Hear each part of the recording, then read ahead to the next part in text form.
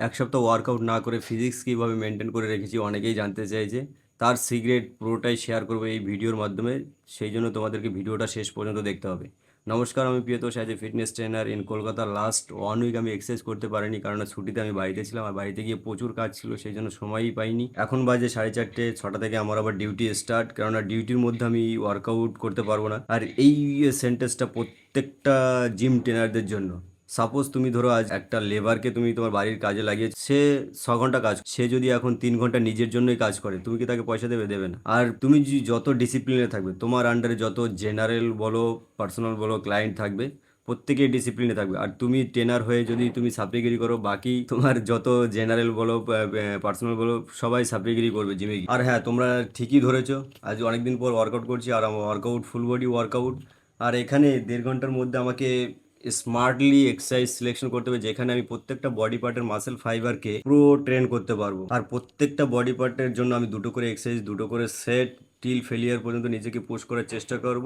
এটা প্ল্যান করার জন্য তোমাকে লাস্ট 1 থেকে 2 মাস এর ডেলি এক্সারসাইজ ট্র্যাক করা শিখতে হবে তোমাকে।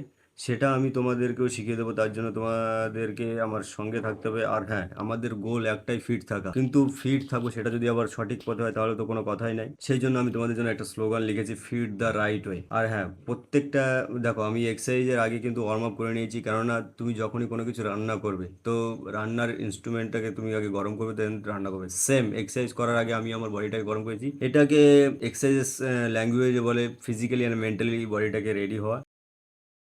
দেন তারপরে তুমি এক্সারসাইজ করলে প্রপার মাসল মাইন্ড কানেকশন বানাতে পারবে। তুমি দেখেছো আমার এক্সারসাইজের শেষে বাইসেপ টাইসেপ ওয়ার্কআউট, কেননা আমি যদি প্রথমে বাইসেপ টাইসেপ ওয়ার্কআউট করি, তো বাকি এক্সারসাইজগুলোতে আমি পুরো এফোর্ট লাগাতে পারবো না, কেননা প্রত্যেকটা এক্সারসাইজে বাইসেপ টাইসেপ কোথাও না কোথাও আইসোটনিক, আইসোমেট্রিক, আইসোকাইনেটিক ফেজে ইনভলভ আছে। সেই জন্য আমি বাইসেপ টাইসেপ ওয়ার্কআউটটা শেষে রেখেছি।